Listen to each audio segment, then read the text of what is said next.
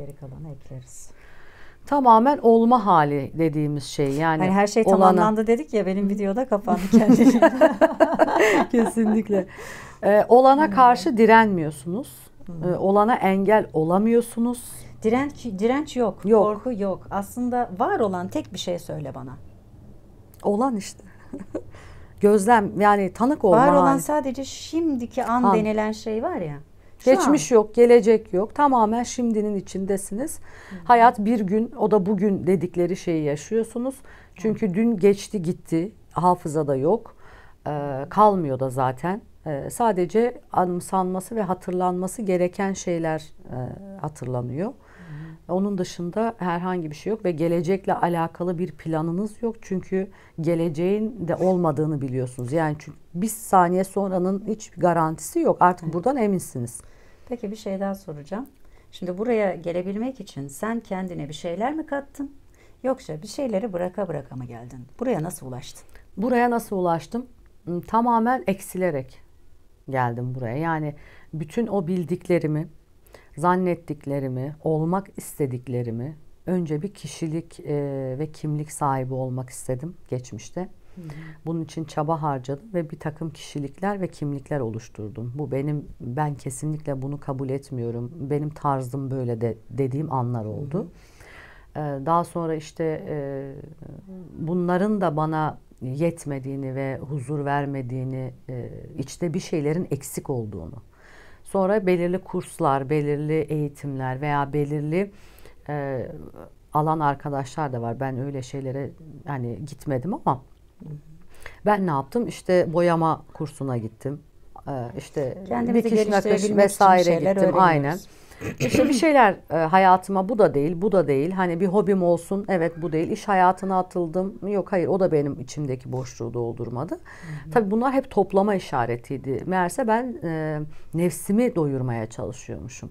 Sonra bir gün geldi, aslında nefsim beni doyurmadığını ve doyurulacak bir şey olmadığını fark ettim. Çünkü o doyumsuzdu. Ne verirsen ver tamamıyla yutuyor ve ikna olmuyor, memnun olmuyor. Bunu idrak ettikten sonra artık pes etmek mi deriz ya da vazgeçmek mi deriz? Ölmek diyoruz ona. Yani nefslerin ölmesi. Aynen. Orada bitti zaten. Orası bittikten sonra yavaş yavaş eksilmeye başladım. Yani yaptıklarımı yapmamaya. Tevhidler alanında orası zaten. Yapmamaya ve bırakmaya başladım. Yani şey gibi düşünün, siz bir yere çıkmak istiyorsunuz, kaç katlı bir merdivene, elinizde, sırtınızda vesaire bir yük var. Onunla nereye kadar çıkabilirsiniz mesela? Bence insan, atıyorum 50 katlı bir binaya çıksanız 10. katında bir şeyi bırakacaksınız. 20. kata çıktığınızda bir şeyi daha bırakacaksınız ki yükünüz hafif olsun, nefesiniz son kata kadar yetebilsin. Bir de şey diyebilir miyiz? Hani mesela sen bir yolculuğa çıktığında sırtına bir şey alıyorsun. Sonra geçiyorsun, bir yerde dinleniyorsun. Dinlenirken işte yemek yiyorsun. Çantadan bir şeyleri aldın. Biraz eksiliyor burada dinlendiğin süreçte. Yedin ve orada çöpünü falan da orada bırakıyorsun. Sonra ilerliyorsun. Böylelikle gitgide aslında yüklerin azalmış oluyor. Ama gitgide de yorulmuş oluyorsun. Çünkü yolda daha fazla şeyi gördün, daha fazla bir bilgiye sahip oluyorsun. Ama en sonunda o yol da bitiyor. Belli bir noktada artık son durağa geldim, ulaşmam gereken yere geldim diyorsun. Evet. Bir bakıyorsun gerçekten sınır ama orası. Yani daha ilerisinin olmadığını bildiğin bir yer. Evet. Tamamen öyle. Yani nasıl gelinir, bir şey yapalım mı, bir şey ya da ne önerilir denildiği zaman ben bir şey yaparak bir şeye elde ettiğimi hiçbir zaman görmedim. Bu hayatımın normal şartlarında da böyle. Ben çok çalıştım. Uçabilmek için hafif olmak lazım. Bak ben çok çalıştım mesela. Özellikle bir gün abim bana döndü, dedi ki kızım yemin ediyorum senin çalıştığın gibi hiç kimse çalışmıyor dedi. Yani o kadar disiplinli çalışıyorsun ki, bence dedi yani bu da nasip işi dedi. Yani bunun çalışmayla falan alakası yok. Çünkü niye, bu çalışarak da kazanılacak. Hani ben paranın ama çok aşkım, çalışılarak nasıl cihad edeceğiz? Yani cihat, insanlar zannediyor ki sadece öğrendiğin bir din var ve bu din için savaşıyorsun. Hayır değil. Hayatta sağ kalabilmek için savaşıyorsun. Sevdiklerin için savaşıyorsun. Bir mücadele var. Buradaki mücadelenin adıdır cihat. Yoksa sen Hristiyan olmuşsun, Budist olmuşsun, Müslüman olmuşsun, bir önemi yok. Sonuçta Allah hepimize eşit bir şekilde yaratmış. bakıldığında. O zaman nedir? İnsan hakikatini bilmektir aslında dinin temeli. Sen şu an dinin temelini algıladığın bir yerdesin. Evet. Tabii yani şekilsellik yok. Geçen şey de dedim bir videoda, yani bakıldığı zaman dindar birisi miyim? Değilim. Ama dinin... Hayır, tamamen dindarsın. Müminsin aşk, mümin. Gerçek Yok, mümin. Gerçek mümin. Şimdi öyle, yani dinin temelini bildiğim için ben dindarım desem şekilsellik bakımından öyle algılayan Yok, kişiler için öyle değil. Alışılmış değilsin. Yani din algısında değilim. Bakın, din başka bir şeydir. Dine bakış açısı ve algı başka bir şey. Bir insanların yarattığı bir Allah var, bir de gerçek Allah var. Gerçek Allah'a ulaşılan bir şekilde onu algıladığımız ya gizli saklım yok yani. Hani dinin tam dinime bağlıyım yani. Aynen öyle. Dinin emrettiği gibi gizli saklım yok. Yalansız, dolandırıcılık olmadan, hainlik olmadan. Lafı dolandırmadan direkt söylüyorum. Her İsteklerimi ya da ihtiyaçlarımı. Herkes bu noktada olsaydı dünyada ne savaş olurdu, ne kavga olurdu, ne şey olurdu. Hiçbir şey olmazdı. Yani çok güzel bir yer burası. Cennet işte. Cennette kavga var mı? Yok. Yok. Yok. Şükür. Şükür. Yani hakaret de edilse veya işte şey de olsa, emin olun onu anlatmaya çalışıyorum. Daha önceden kendi kişiliğimle, karakterimle ilgili, zihnimle alakalı, sonra bunun zihin olduğunu ve zihnin bana bir kimlik ve kişilik elde etmem gerektiğini, dikte ettiğini algıladığım zaman. O da oluşum aşamaları zaten gerekli onlar. Çünkü zihin denilen bir şeyi orada fark ettim. Yani bir konuşan, hükmeden ve bizi yönlendiren bir şey var. Evet. Burayı fark ettiğim zaman onu eğitmeye çalışıyordum. Yani bak bu böyle olmaz veya işte şu şöyle, iyi ya da doğru ya da yanlış kavramlarını birleştirmeye çalışıyordum. Şu anda karşımdaki kişilerin zihni olduğu için o zihni okuyorum karşı taraftan baktığımda. O kendinde onları şey yapmak istiyor. Onun da bildiği şey teyit ediyorsun aslında. Evet. Onu onaylama şeklinde karşıdakine. Acısını anlıyorum. Kesinlikle. O da zihnini ehilleştirmek istiyor. Yani etkisiz hale getirmek istiyor. O olgudan kurtulmak istiyor. İster farkında olsun zihninin, ister olmasın. Aslında oradaki netlik de oradan geliyor. Hani benim oradaki patavatsızlık dediğimiz hani net cümleyi. Onu duymaya ihtiyacı var ama. Ve oradaki o şey. Hani şeydir ya, uluhiyetten alıyorsun şu an sen o ahadiyet şeyini, olgusunu. Ve uluhiyette hakkı olanı hakkını vermek yani. Tamamen hak ettiği şeyi veriyorsun. Ve bundan kesinlikle etkilenmiyorsun. Karşıdaki kişinin eğer sert bir tavra ihtiyacı varsa bunu veriyorsun. Ama etkilenen yok. Güzellikle ya da duyguyla bir verirken de böyle vereyim varsa, hesabı da yok. Aynen. Yani o an ne çıkıyor onu siz hesap etmiyorsunuz. Bir de insanın kendisiyle yüzleşmesi zordur dedikleri nokta burası. Çünkü siz kendinizle yüzleştiğiniz zaman kendinize her türlü sözü söylerken geri yüzleşme nedir? İnsanın kendi içinde fark ettiği ama bir türlü dile getiremediği, itiraf edemediği şeydir. Ve siz yüzleştiğiniz zaman aynada kendinizle ne yapıyorsunuz? Direkt her şeyi itiraf ediyorsunuz. Bu aynı o itirafa benziyor. Şimdi, yani kişiyle ben yüzleşiyoruz. Sen şu an kendi içindeki her şeyi dışarı bıraktığın için hiçbir şey yok ya içinde, bomboş. O geliyor benim içimde, direkt yansıyor ve tekrar geri ona gidiyor. Duymak istediği şey ona gidiyor. Senin aslında için dışına çıktığı için onların da içi dışına çıkıyor. Kendini kesinlikle saklayamıyor. Sen de saklayamıyorsun çünkü. Yani tam öz halimiz bizim. Gerçek aynaya geçiş aslında burası. Sen onlara bir şekilde gerçek manada aynalık yapıyorsun. Onun içindekini yansıtıyorsun. Ama o ne yapıyor? Algılıyor bunu. Bunu sözel olarak yansıtıyorsun. Aynanın tabii katmanları var. Sekmiyor ama da yalnız. Hani böyle yok, karşımdaki de olmaz. Şey yapmıyor. Biliyor orayı. O çok. Aynen. Yani bu benden değil yani. Onaylanıyorsun. Allah sana diyor ki bak ben seni onaylatıyorum şu an bulunduğun yerde diyor. Ben burası değil yani. Onun senden olmadığını biliyorsun yani. Harikasın. Çünkü müthiş.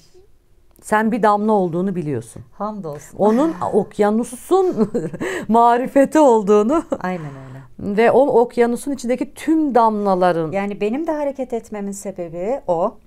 Diğerlerinin hareket etmesi ya da onu yapmasının sebebi de o. Yapan da o, onaylayan da o. Aynen öyle. Yaptıran da o. İşte beni burası ona o getiren de o. Bunları idrak ediyorsun ama yorumlama şeklinde değil. Direkt biliş halinde. Biliş halindesin. Hani önceden yorumlardık, ederdik bazı şeyleri. Birleştirmeye çalışırdık falan. Ne çok çaba varmış değil mi? Evet. Şimdi her şey çabasız değil mi? Kesinlikle, kesinlikle öyle. O yüzden eksilin.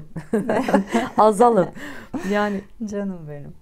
Yok yok, çoğalması gereken önce çoğalacak, ondan sonra bırakacak zaten. yok Nefs zaten çoğaltır, bu nefsi benlikler yavaş nefsi yavaş bilip azaltır. de hani ne yapabilirim noktaların, ama daha nefsini bilmeyenlere daha farklı. Hani Onlar tabii şeydir, çoğalacaklar. Yıldızlardan örnek veriyorum ya, aydınlandığında işte beyaz cüceler var. Bunlar daha dev görünür baktığında bir kara deliğe ya da nötrona göre. Ama yoğunluğu çok yoktur. Ama nötronda mesela daha incedir, daha küçüktür nötron beyaz cüceye göre, ama yoğunluğu daha fazla, dönüş hızı ve çevresindeki nefsini toplama ihtimali daha fazla. Kara deliğe döndüğü zaman, ki zaten 12'den sonrası kara delik oluyor. O zaman da ne yapıyor? Kendi etrafına komple topluyor. Kendisinde hiçbir şey kalmadığı için. Anlıyorsun. Kendine ait her şey yok olduğu için bu sefer çevresindekiler aslında senin, yani senin çevrendekiler sana ait değil. Bunu biliyorsun. Gelenin kendisiyle ilgili olduğunu kesin olarak biliyorsun. Kesinlikle. Zaten egosu olan geldiği zaman da egosu yansıyor ona direkt olarak. Aynen. Yani o an tabii senin bir hesabın olmadığı için iyiyi ve güzeli, övgüyü nasıl yapıyorsan diğer tepkiyi de aynı şekilde hiç hesap etmeden karşı tarafa Yani aktarabiliyorsun. kişinin kendisine söylediğini biliyorsun değil mi? Sana seni seviyorum de dese o da kendisine. Evet. Tüm Allah övgüler belanı ona. versin kendisine yani. Beddua döner dolaşır onu bulur. Tüm övgüler Allah'adır denilen noktalar bunlar Aynen. işte. Yani burayı tam bilmek ve hiç tepki vermeden olduğun gibi. Yani şöyle söyleyeyim, Allah'ı seven aslında özü de seviyor. Ve sende hiçbir şekilde bir şey olmadığı için, benliğe dair bir şey. Seni seven Allah'ı sevmiş. Ama seni suçlayan Allah'ı suçluyor olarak da düşünebilirsiniz. Yani Kesinlikle. bu tarafından bakarsanız eğer, şu anda Birgül'ün bulunduğu alanda Birgül'e eğer herhangi bir suçlamada bulunuyorsanız, o içinizdeki suçluluk psikolojisinden ve suçlama dürtüsünden Ya da bir eleştiri kurtulmanız ya da gerekiyor. bir yargı vesaire varsa bu aynada kendinize bakmak gibi bir şey oluyor. Ya da işte çok büyük sevgi veya işte şefkat veya merhamet hissediyorsanız, bu yine sizin kendi İçinizde var özünüzde olan bir şey olduğunu evet gösteriyor. ve bunu açığa çıkarmak üzere yaşam amacınız da burada zaten Bazen belli olur. şefkati de bırakmak gerekiyor değil mi? Evet, evet tabii ki. Yani zaten biz bazen Şu an şefkatli sende olduğumuz... şefkat var mı? Yok. Ama merhamet var. Merhamet İkisinin var. arasındaki farkı tarif edebilir misin şimdi?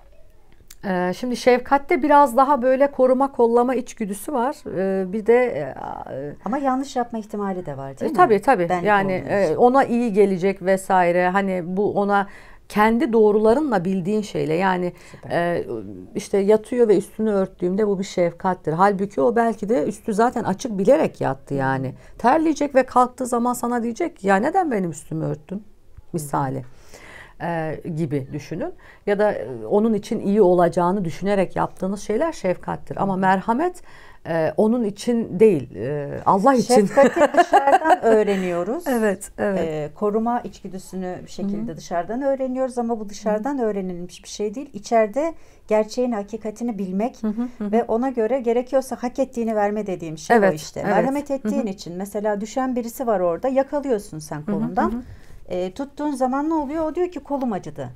Ama aslında amaç kolunu acıtmak değil. Amaç onu yukarıya çekmek.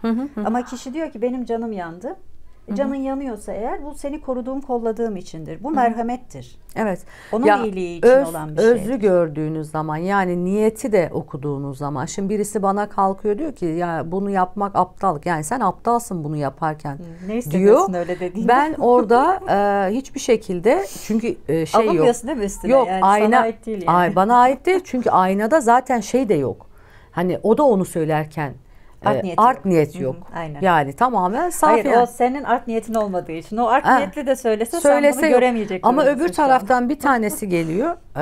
Öbürü nefsin şeylerini bitirmiş. Yani onu derken nefsle söylemiyor.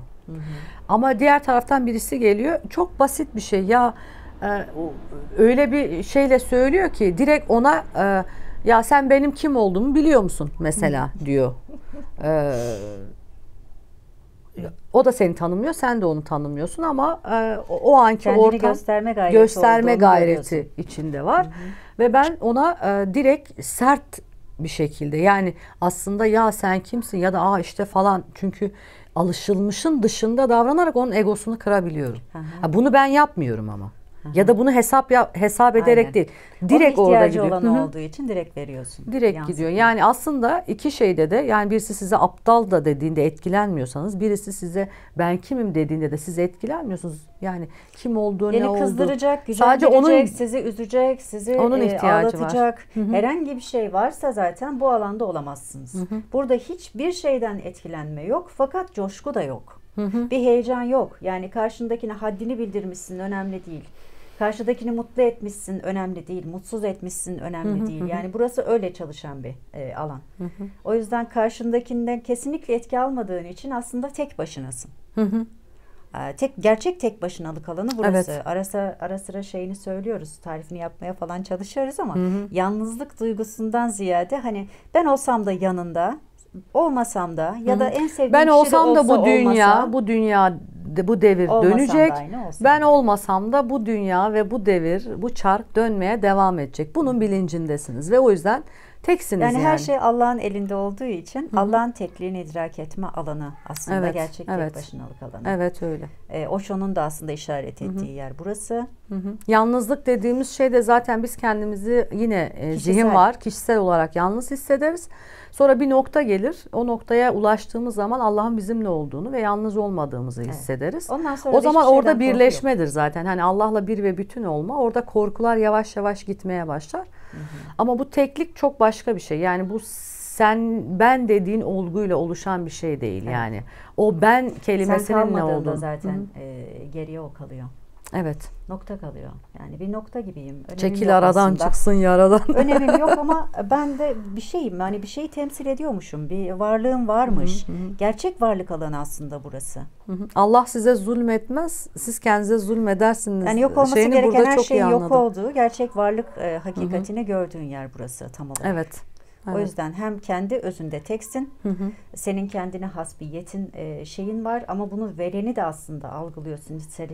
Ama onunla kendi aranda bir ayrım İstediği zaman veriyor, istemediği zaman da vermiyor. Onu da vermemesinden de etkilenmiyoruz ama. Çünkü evet. öyle olması gerektiğini biliyoruz. Ama bu kişisel benlikle ya da nefsle yorumladığımız bir şey değil, zihnimizle değildi. Tamamen içeride emin olan bir şey var. Hani arada soruyorlar ya, nereden bu kadar, nasıl bu kadar emin olabiliyorsunuz? Hani bu tekilliği yaşamış olan birisi mutlak ve mutlak olarak emindir. Bugünden sonra zaten direkt her şeyi görüyoruz. Yani bizden, Allah'ın gözünden nasıl bir şey kaçmıyorsa denir ya, o algılar Allah'ın gözünden görmek, kulağından duymak dedikleri. Çünkü biz Allah'a karıştığımız için, hani damla okyanusa karışmış oluyor. O damlayla okyanus arasında bir fark kalmıyor gibi. Ama damla damlalığının farkında. Evet. Kendi damlalığının, Ben de ondan bütün bir damlaların, parçaymışım ama şu o an damla onunla ve birleştim. damlacıkların o okyanusu oluşturduğunu, okyanusun tamamının damlalardan oluştuğunu biliyorsunuz. Yani şimdi burada bunu nasıl ayırabilirsiniz? Ayrımlar yok ve tamamen tamlık dediğimiz tam olma. Yani bir eksik gerçek yok. akışkanlık, su gibi akışkan olduğumuz bir alan. Her tarafa kıvrılabiliriz. Evet, her an her yerde olabiliyorsunuz ve daha önceki algılarımda Her şeyin de bir kabına yerlere, göre. evet, bir yerlere gitme, bir şeylerin eksik olduğu veya tamamlanma, daha bitmediği veya işte olma hali dediğimiz şeyin, ama bu olduğunu artık tam olduğunu, tamamlandığını. Gören, görülen hepsi bir. Evet. Gerçek birlik alanı. Tam anlamıyla. Hani 6. boyutta da birliği yaşadım. O zaman biz vardı. Yani böyle Eğer karşımdaki ve yorumlayan ben. bir şey olursa o yorumlayanla birlik olmaz. Hala bir yorumlayanın olduğunu bilirsin arka tarafta. O zaman başka bir şey daha var. Burada bir ikilik var. Evet. O yüzden ahadiyet zaten yorumlayanın yokluğudur. Kesinlikle öyle. Yorumlayan kalmazsa sen yoksun. Sen yoksan sadece Allah var. Çekil aradan çıksın yaradan dedikleri nokta. Çekilelim aradan. Biz de artık sohbetin sonuna gelelim. Tamam. Yani aydınlanan herkes bir şekilde kendi noktasının, kendi varlığının hakikatine ulaşıyor. Doğrudur. Ama daha ilerilerde tamamen benlikler bittiğinde yaşanılan hakikat, o en küçük zerre olduğumuzun hakikati hepsinin zaten totali. Ve öyle bir yer var. Her şeyi kapsıyor ama hiçbir şeye dahil olmuyor. Kesinlikle öyle bir yer var. En azından bu mesajı vermiş olalım. Yani çok böyle Zaten anlatmaya ulaşmaya da çalışılan söylemem. nokta da zaten burası. O yüzden. Ya bana kalsa ben açmazdım ama sen Yok, özellikle sen bilmelerinde dediğin fayda var için diye. Hı hı. yoksa hani hiç o konulara veya o alanlara girmiyorum. Biliyorum işte. Söylemem Umrunda da değil. söylemem gerekeni Canım söyleyip o yüzden yani yapabileceğiniz böyle bir yer var, böyle bir alan var. Yani huzur dediğimiz şey var. Hatta huzurdan sıkılanlar var. Onu da gözlemliyorum. İşte cennetten sıkılan var. Ulaşmak isteyip daha cennet buymuş deyip hayal kırıklığı yaşayanlar var. Biz de mesela Onlar o cennete tam ulaşamadıkları için burası Evet, gerçek cennet. evet, O yüzden evet. sıkılıyorlar. O yüzden pes etmeyin. O yüzden Yani bitmiyor. Allah'tan ümidinizi kesinlikle kesmeyin. Her zaman Allah'a sığının, güvenin, şüpheye düşmeyin. Şükür, hamdolsun. Teşekkür ederim. Canımsın. Hepinizi çok seviyoruz. Hepiniz Allah'a sağ olun. emanet olun.